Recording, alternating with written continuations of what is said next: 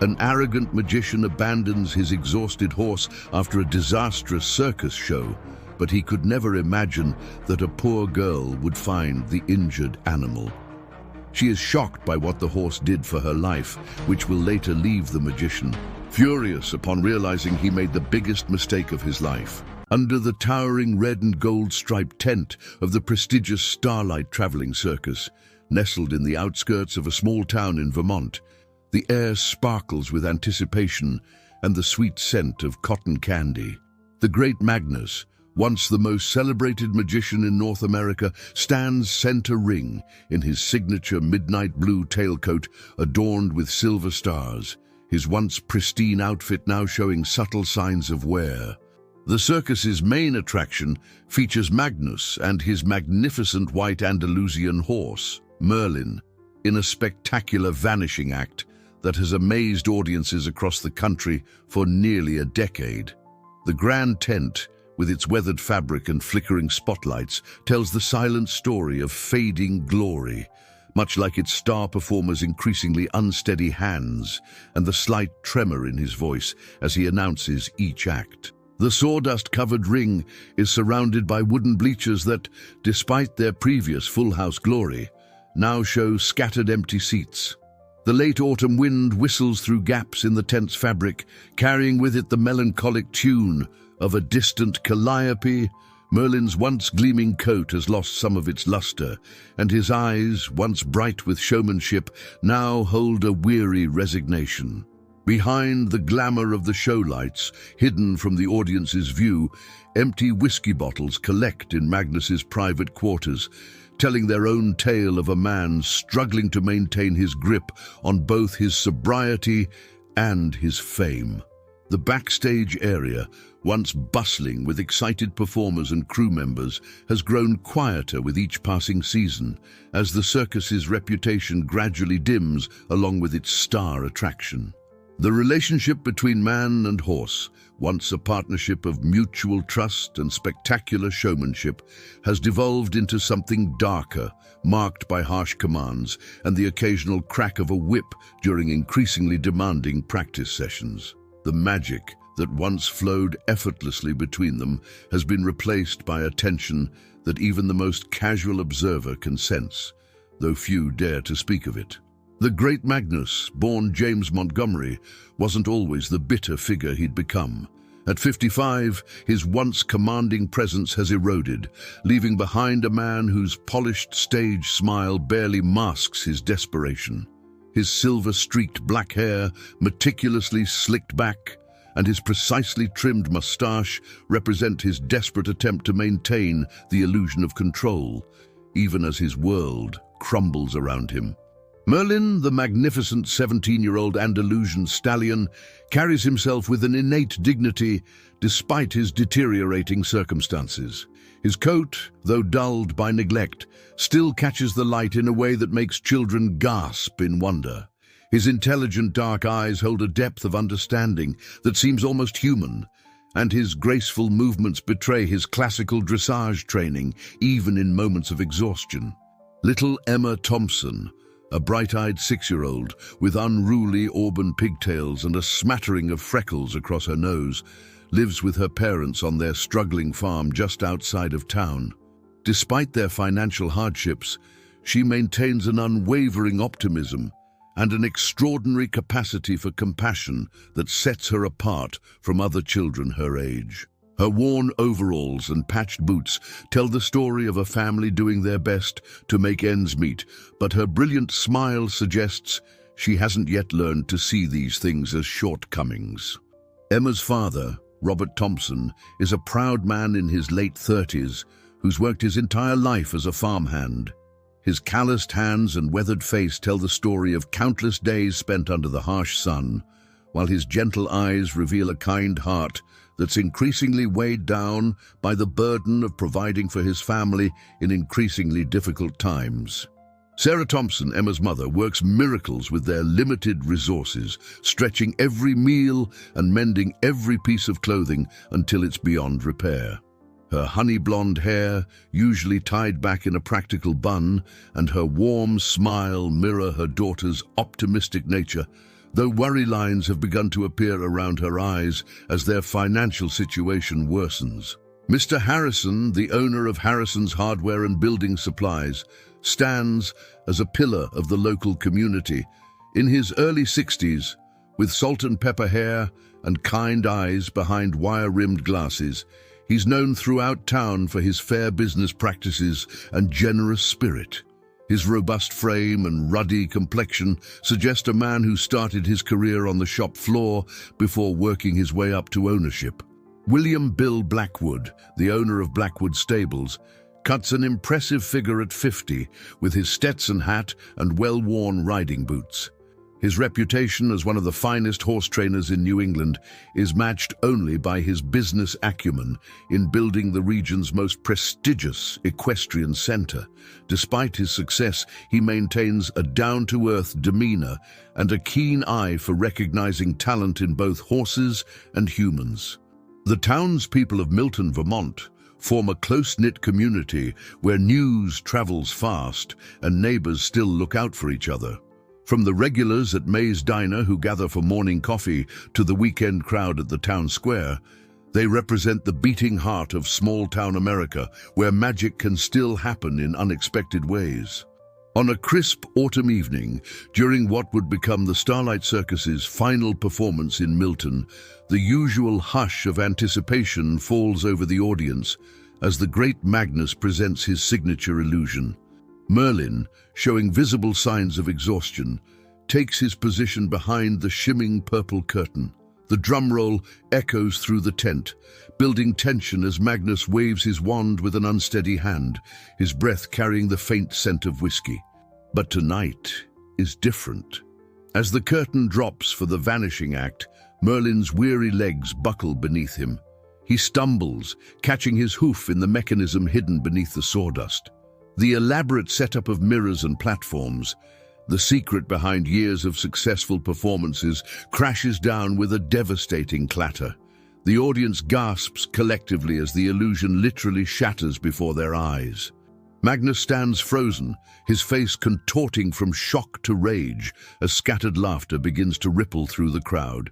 Merlin, still tangled in the fallen apparatus, locks eyes with his master, and for the first time in their long partnership, there's no submission in his gaze, only a quiet defiance that seems to further enrage the humiliated magician. Later that night, as the last trucks pack up and the circus prepares to leave town, Magnus leads Merlin away from the grounds. But instead of loading him into the horse trailer, he drives the exhausted animal deep into the countryside, eventually abandoning him near Thompson's Creek, leaving nothing but bitter words and the echo of retreating footsteps in the darkness. In the pale light of dawn, Emma ventures out to collect eggs from the family's small henhouse. Her bare feet pad softly on the dew-dampened grass as she hums a cheerful tune, her wicker basket swinging gently at her side. As she rounds the corner of the barn, she stops abruptly, her bright green eyes widening at the sight before her. There, by the gurgling creek that marks the edge of their property, lies Merlin. His once majestic form is crumpled on the ground, his white coat marred with dirt and streaked with sweat. Emma's heart races as she cautiously approaches, her natural affinity for animals overcoming her initial fear. Merlin's ears twitch at the sound of her voice, and he raises his head weakly. Their eyes meet, and in that moment, an unspoken connection forms between the young girl and the battered horse. Emma sees beyond the dirt and exhaustion, recognizing the gentle soul within those deep brown eyes. Without hesitation, Emma races back to the house, her forgotten egg basket left by Merlin's side. She returns moments later, struggling with a bucket of water that's almost too heavy for her small frame. Determination etched on her face, she manages to bring it close enough for Merlin to drink. Over the next few days, Emma creates a routine of secret visits to Merlin. She sneaks out at dawn and dusk, bringing water and whatever food she can spare from her own meals, a partially eaten apple, a handful of oats, even a treasured sugar cube saved from her last birthday. With each visit, Merlin's strength visibly improves, and the bond between them deepens. Emma finds herself confiding in Merlin, sharing her hopes and fears in a way she never has before. She tells him about her father's struggles to find work, about the whispered worries she overhears between her parents late at night. Merlin listens with what Emma swears is understanding, offering gentle nudges and soft nickering that seem to say, "It's going to be all right." As Merlin recovers, Emma begins to notice something extraordinary. The horse seems to respond to her words and gestures in an almost human-like way. When she mimics a bow she once saw in a fairy tale book, Merlin mirrors the action. When she counts out loud, he paws the ground in perfect sync with her numbers. Emma's eyes sparkle with wonder, unaware that she's witnessing the remnants of Merlin's circus training, interpreting it as a magical connection between them. Meanwhile, at the Thompson household, the atmosphere grows increasingly tense. Robert paces the worn linoleum floor of their small kitchen, his calloused hands running through his thinning hair. "I don't know what we're going to do, Sarah," he says, his voice heavy with worry. "Johnson's let go half his crew, and I didn't make the cut." Sarah reaches out, grasping her husband's hand. Her eyes, though filled with concern, hold a stubborn glimmer of hope. "We'll figure something out, Rob. We always do." She glances towards Emma's room, lowering her voice. "We can't let Emma see how bad things are. She's just a child. She shouldn't have to worry about adult problems." Unbeknownst to them, Emma sits on the other side of her bedroom door, knees pulled up to her chest, listening intently. Her young mind races, trying to comprehend the gravity of the situation. She thinks of Merlin, of how he seemed to understand her when she shared her troubles. A plan begins to form in her mind, a child's plan, full of hope and innocence. The next morning, Emma rises earlier than usual. She scribbles a note to her parents saying she's gone to pick berries by the creek. Instead, she leads Merlin into town, her small hand resting confidently on his muscular shoulder. As they enter the town square, Emma's heart pounds with a mixture of excitement and nervousness. At first, the early morning crowd barely notices them. But then, remembering how Merlin responded to her gestures, Emma begins to guide him through a series of impromptu tricks. She bows, and Merlin bows in return. She counts to 5, and Merlin paws the ground exactly 5 times. The crowd grows, people stopping on their way to work, children tugging on their parents' sleeves to get a better view. Among the onlookers is Mr. Harrison, on his way to open the hardware store. He watches, amazed, as this slip of a girl seems to communicate effortlessly with the magnificent horse. When Emma timidly approaches him, explaining in halting words about her family's situation, Harrison feels a tug at his heartstrings. "Well now," he says, kneeling down to Emma's level, "that's quite a talented horse you've got there, and you must be a very special young lady to work with him so well." He reaches into his pocket, pulling out a crisp $50 bill. "Why don't you take this home to your folks, and maybe you and your equine friend here could put on a little show in front of my store this weekend? I bet a lot of people would love to see it." Emma's eyes widen at the generous offer, a mix of gratitude and excitement flooding her features. As she thanks Mr. Harrison profusely, neither of them notices Bill Blackwood watching the scene unfold from across the square, a thoughtful expression on his weathered face. As Emma leads Merlin back home, her heart soars with hope. However, her elation is short-lived when she sees her parents waiting anxiously at the edge of their property. Sarah's face is pale with worry, while Robert's expression is a mix of relief and confusion.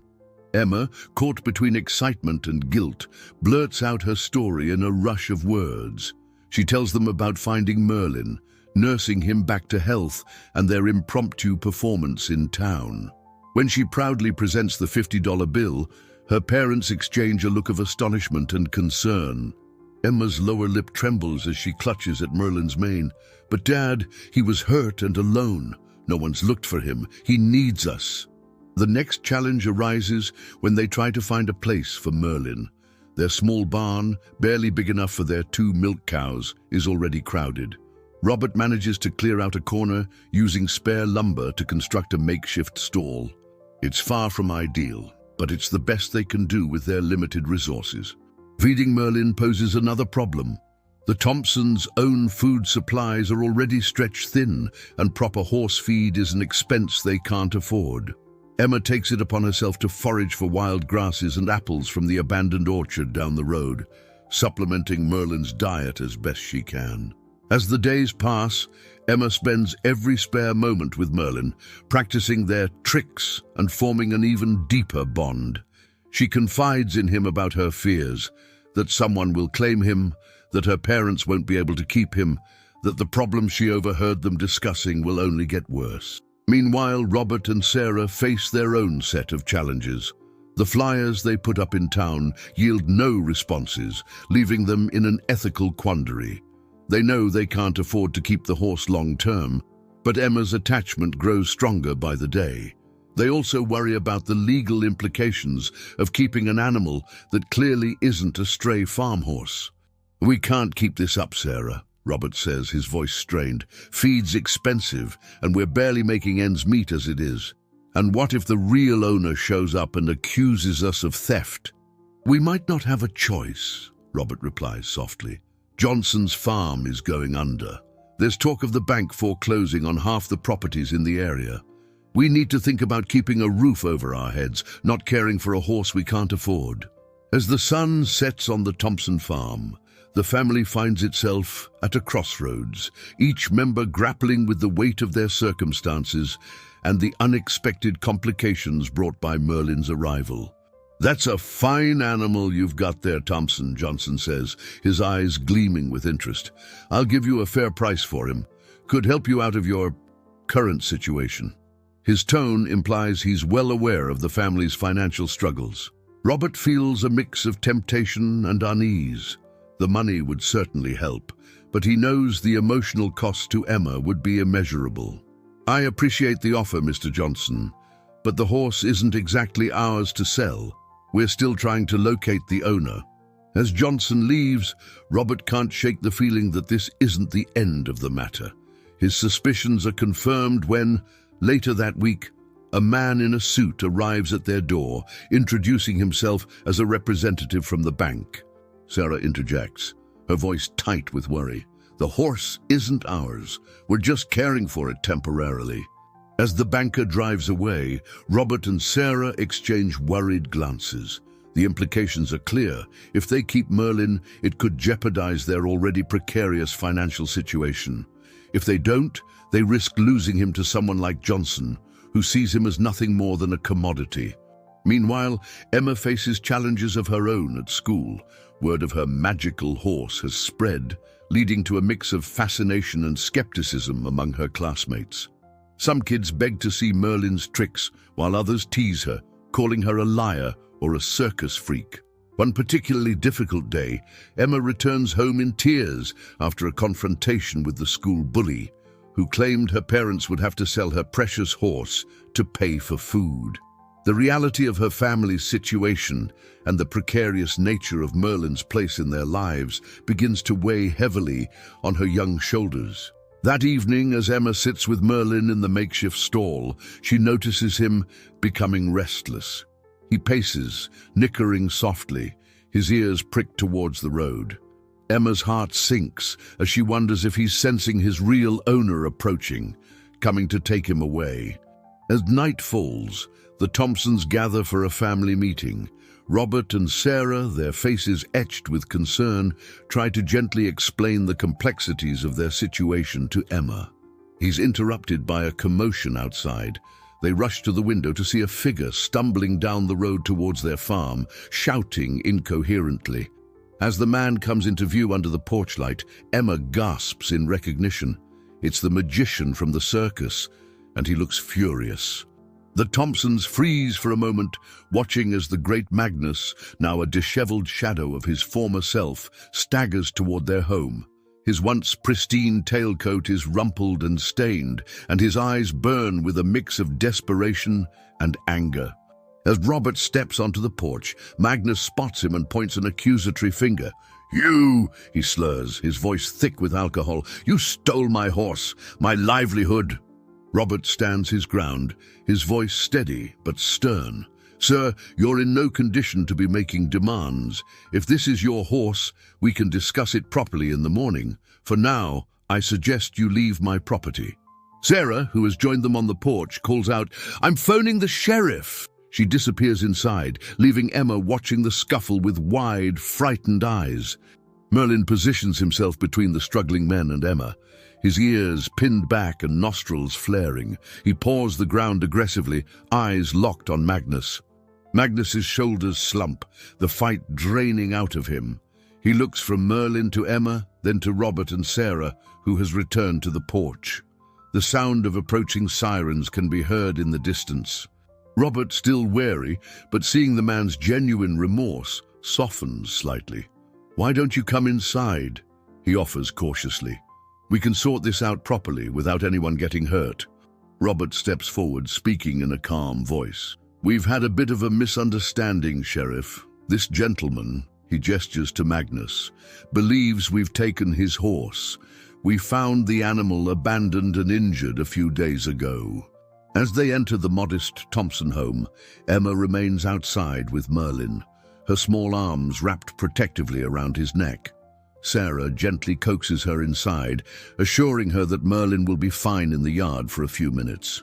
Inside, Magnus recounts his story, his voice heavy with shame.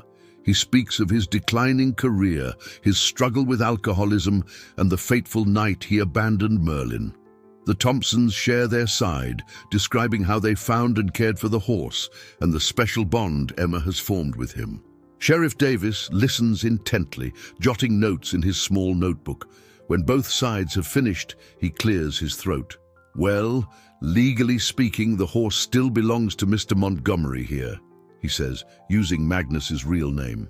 "However," he continues, holding up a hand as Emma begins to protest, "given the circumstances of abandonment and the care provided by the Thompsons, there might be room for a different arrangement." Magnus looks up, his eyes red-rimmed but clear. "I can't take him back," he says softly. "I'm in no state to care for him, and he deserves better." He turns to Emma, who has been watching from the doorway. "You've given him something I never could, a real home." Robert and Sarah exchange glances, a silent conversation passing between them. Finally, Sarah speaks.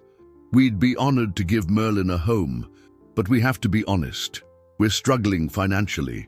We're not sure we can provide everything he needs." It's at this moment that Sheriff Davis clears his throat again. "You know, Bill Blackwood over at the stables has been looking for some help. He mentioned something about a talented horse trainer he saw in town recently." He winks at Emma. "Might be worth paying him a visit."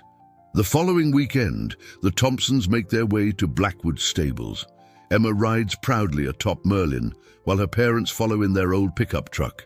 The stable is an impressive sight, a sprawling property with gleaming white fences and well-maintained paddocks. As they approach, Emma can't help but feel a mix of excitement and anxiety. Bill Blackwood greets them at the entrance, his weathered face breaking into a warm smile. "Welcome, folks. I've been looking forward to meeting the famous Merlin and his young trainer." Robert clears his throat nervously. "Mr. Blackwood, we appreciate you considering us, but we want to be upfront. We don't have much experience with horses beyond basic farm work." He turns to Emma, kneeling to meet her at eye level. "Now, young lady, I hear you can make this horse do some pretty amazing things. Care to show me?" However, as the demonstration continues, Merlin begins to show signs of fatigue. His movements become less precise, and he starts to lag in his responses. Emma, caught up in the excitement of performing for such an important audience, pushes on, urging Merlin to continue. "That's enough for now," he says gently but firmly. "Let's give Merlin a rest." He leans forward, addressing Emma directly. "Sweetheart, you have a gift. There's no doubt about that. But working with horses isn't just about performing tricks. It's about understanding their needs, their limits. Pushing too hard can be dangerous for both horse and rider." Blackwood continues, turning to Robert and Sarah. "And while I admire your willingness to take on Merlin, caring for a horse of his caliber requires resources, Proper nutrition, regular vet checkups, specialized training, it all adds up. A heavy silence falls over the room. Emma looks from her parents to Blackwood, then to Merlin, visible through the office window. The fear of losing her newfound friend wells up inside her. Robert and Sarah exchange surprised glances, a glimmer of hope in their eyes. He pauses, letting the offer sink in. But I need to be clear. This arrangement will require commitment from all of you. Robert, you'll need to prove yourself as a reliable worker. Sarah, we could use help in the office if you're willing. And Emma, you'll need to follow our rules and guidelines, even when they might not seem as exciting as what you've been doing. The silence in Blackwood's office is broken by a commotion outside. Through the window, they see a sleek black car pulling up, kicking up dust as it comes to an abrupt stop. Mr. Johnson, the wealthy farm owner who had previously shown interest in Merlin, steps out, his face set in a determined scowl. Johnson strides towards them, waving a piece of paper. Blackwood, I've just come from the bank. I've got an offer here that'll solve everyone's problems. Robert's face pales. Mr. Johnson, we never agreed to... But Johnson cuts him off. I can and I will. This is business, Blackwood. The Thompsons are in over their heads, and I'm offering a way out. Plus, I'll be able to give that horse the care it really needs. Blackwood takes a deep breath, his mind racing. Johnson, let's discuss this reasonably. I've just offered the Thompsons a position here that would allow them to keep Merlin and work off their debts.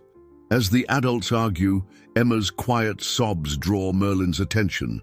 The horse gently nuzzles her hair, and suddenly an idea strikes her. With a determination beyond her years, she wipes her tears and steps forward. Emma takes a deep breath. Then I challenge you to a contest. If I can show that Merlin performs better with me than with anyone else, we get to keep him. And you have to tear up that paper. Blackwood, catching on to Emma's plan, interjects. Actually, that's not a bad idea. A skills demonstration.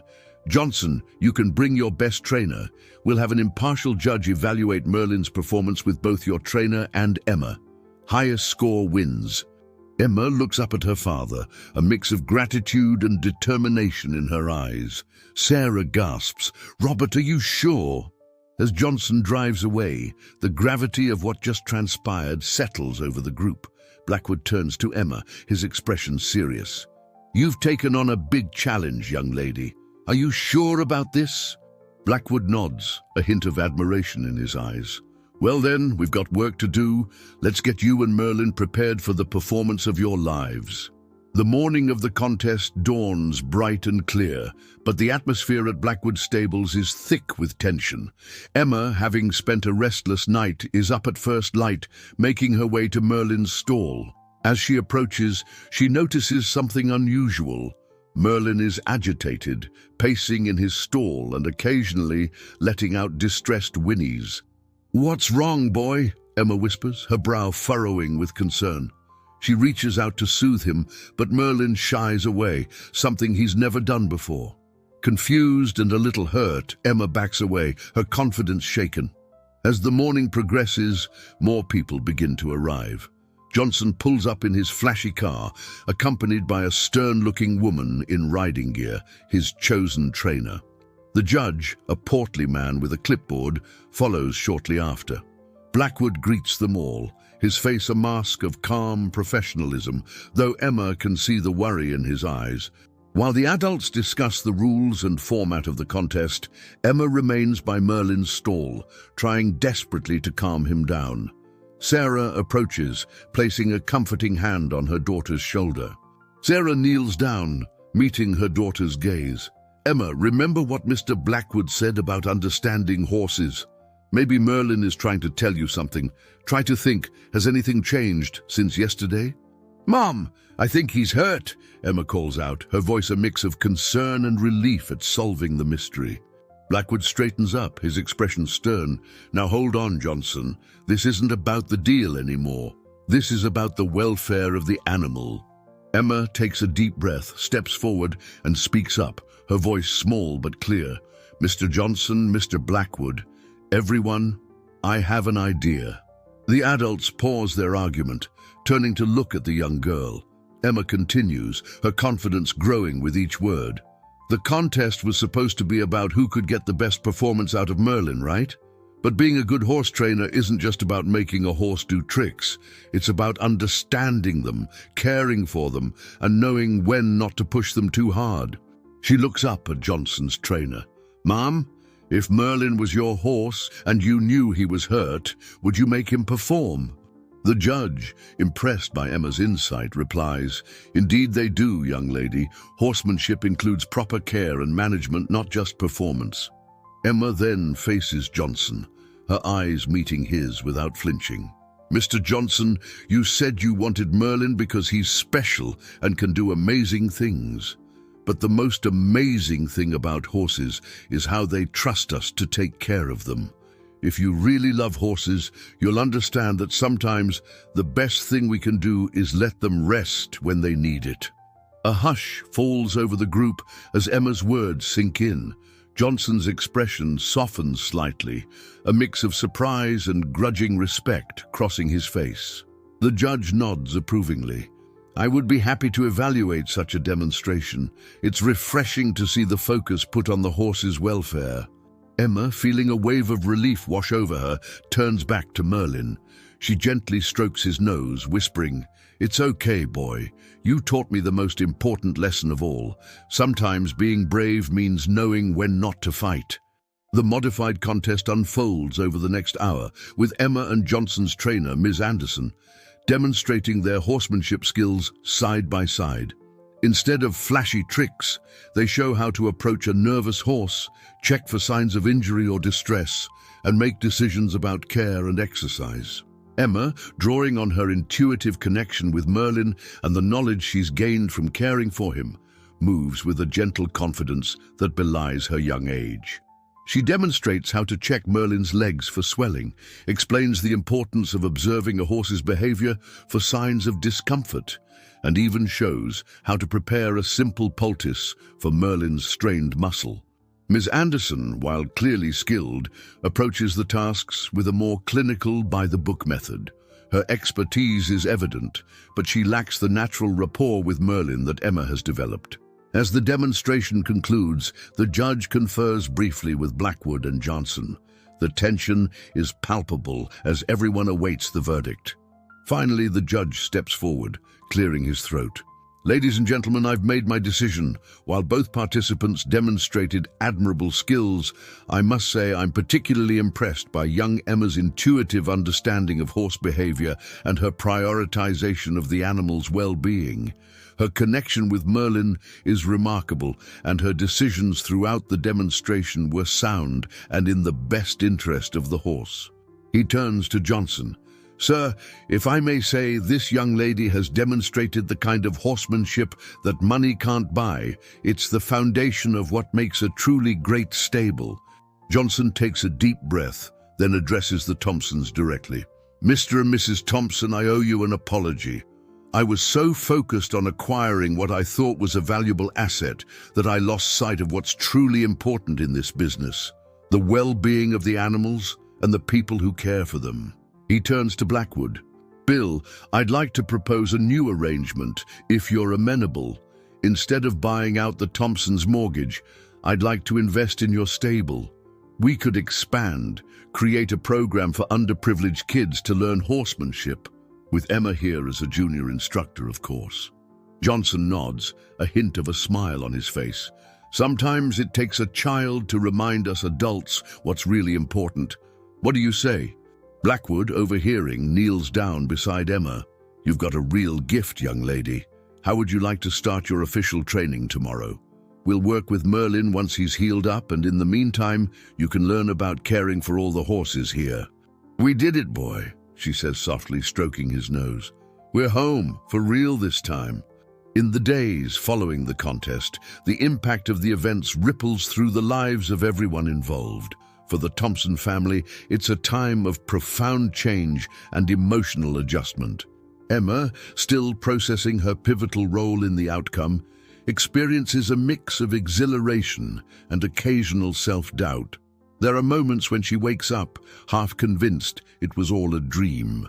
But then she steps out into the crisp morning air, breathes in the familiar scent of hay and horses, and realizes that this new life is beautifully real. Her first official day of training brings a whirlwind of emotions.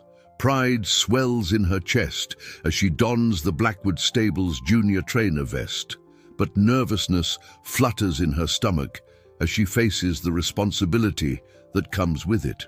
As she works alongside more experienced staff, learning the intricacies of horse care beyond what she knew from Merlin, Emma's confidence grows steadily. For Robert and Sarah, the transition is equally emotional. The relief of financial stability is immense, lifting a weight they've carried for years. But it's more than just financial security. It's the joy of seeing their daughter thrive, of having a purpose that aligns with their values. Robert finds himself whistling as he goes about his new duties at the stable, his hands no longer aching from desperate overwork, but pleasantly tired from meaningful labor. Sarah, assisting in the office, feels a renewed sense of contribution to their family's future. The evenings bring a new family dynamic. Instead of tense silences filled with unspoken worries, their dinner conversations buzz with excited recountings of the day's events. Emma regales her parents with tales of her training, her eyes shining with enthusiasm. Robert and Sarah share knowing glances over her head, their hearts full of gratitude for this unexpected turn in their lives. But it's in the quiet moments with Merlin that Emma feels the deepest emotional impact. As she tends to his recovering leg, their bond seems to strengthen even further. There's an unspoken understanding between them, a shared journey of healing and growth. The emotional ripples extend beyond the Thompson family. At Blackwood Stables, there's a palpable shift in atmosphere. The story of Emma and Merlin spreads, inspiring both staff and visitors alike. Seasoned trainers find themselves re-examining their approaches, touched by the reminder of the pure connection between human and horse that first drew them to this work. Bill Blackwood, known for his stoic demeanor, finds himself smiling more often. He takes great pride in mentoring Emma, seeing in her the future of compassionate horsemanship. There are moments when, watching her work with Merlin, he feels a lump in his throat, reminded of his own childhood bond with his first horse. Even Mr. Johnson undergoes a transformation. His initial investment in the stable's expansion evolves into a genuine passion for the new youth program. Seeing the impact of horsemanship on children from diverse backgrounds softens his formerly hardened business perspective. He becomes a regular visitor, often seen cheering on the young riders or offering words of encouragement. The community around Milton begins to take notice. The local newspaper runs a feature on Emma and Merlin's story, touching hearts and inspiring others to consider fostering or adopting rescue animals. The Blackwood Stables Open Day becomes a town event, with families flocking to learn about horses and perhaps discover their own connection with these majestic animals. For Merlin, the emotional journey is profound. As he recovers under Emma's attentive care, the lingering trauma from his circus days fades. His eyes, once wary, now gleam with trust and contentment. He becomes not just Emma's partner, but a symbol of hope for the stable, gently helping nervous new riders find their confidence. One particularly poignant moment comes when the great Magnus, now several months sober, visits the stable. His reunion with Merlin is tearful but healing. As he watches Emma and Merlin work together, Magnus finds closure and a path to forgiveness, both for himself and from the horse he once mistreated. As summer turns to fall, the emotional landscape at Blackwood Stables settles into a new normal. It's a place of joy, growth, and second chances for horses and humans alike. And at the heart of it all, Emma and Merlin continue to inspire, their bond a testament to the transformative power of compassion and understanding. As the golden hues of autumn paint the landscape around Blackwood Stables, a sense of fulfillment and hope permeates the air. the once struggling Thompson family has found not just financial stability, but a true calling and a place where they belong. Emma, now a confident junior trainer, stands tall beside Merlin in the main arena. They're surrounded by a group of eager children from the new youth program, their eyes wide with wonder as Emma demonstrates a simple dressage routine. Merlin, fully recovered and more magnificent than ever, moves with grace and pride, his connection with Emma evident in every step. Robert and Sarah watch from the sidelines, their faces beaming with pride. Robert's calloused hands, once symbols of their hardship, now represent the satisfying work he does maintaining the stables. Sarah, having discovered a talent for organization, has become an indispensable part of the office staff, helping to run the expanding program smoothly. Bill Blackwood approaches the group, accompanied by Mr. Johnson. The two men, once adversaries, now share a companionable rapport, united in their vision for the stable's future. Blackwood claps his hands, gathering everyone's attention. "Folks," he announces, his voice carrying across the arena, "I have some exciting news. Thanks to the success of our programs and Mr. Johnson's continued support, we're going to be able to expand our youth outreach even further. We'll be offering full scholarships to 5 deserving kids next season."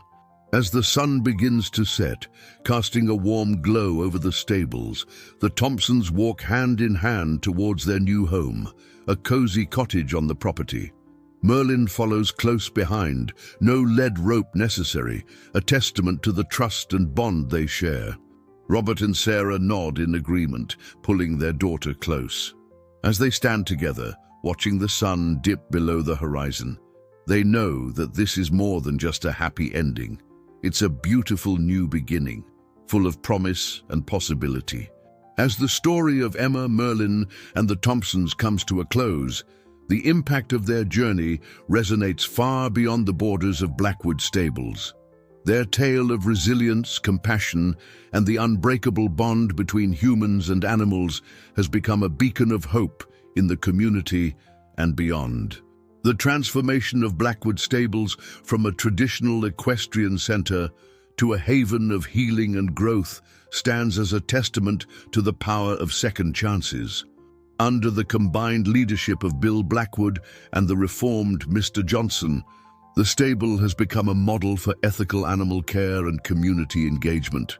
Emma, once a shy girl struggling with her family's hardships, has blossomed into a confident young horsewoman. Her natural ability to connect with horses, coupled with her growing expertise, positions her as a rising star in the equestrian world. More importantly, she's become an inspiration to other young people, showing them the transformative power of passion and perseverance. The Thompson family's journey from financial struggle to finding their true calling serves as a powerful reminder that sometimes the darkest moments can lead to the brightest futures. Their story has inspired others in the community to pursue their passions and to believe in the possibility of positive change. Merlin, no longer a discarded circus attraction, has become a symbol of resilience and the healing power of love and proper care. His presence at the stable continues to bring joy and learning opportunities to all who meet him. 5 years later, Blackwood Stables hosts its annual summer showcase. The main event features a breathtaking performance by Emma, now a poised young woman, and Merlin, his coat gleaming in the sunlight. As they execute a flawless dressage routine, the audience watches in awe. Among the spectators are children from across the country, beneficiaries of the stable's renowned youth program. In their eyes, a familiar spark ignites, the same one that once shone in young Emma's eyes. As the performance concludes, it's clear that Emma and Merlin's legacy continues, inspiring a new generation to find their own magical connections. As you've journeyed with Emma, Merlin, and the Thompsons, we hope their story has touched your heart. Their tale reminds us of the profound impact animals can have on our lives. We invite you to consider how you might make a difference in an animal's life. Whether it's volunteering at a local shelter, supporting animal welfare organizations, or opening your home to a rescue pet, Every act of kindness matters. Share this story with others and spread the message of compassion. Together, we can create more happy endings for animals in need and enrich our own lives in the process.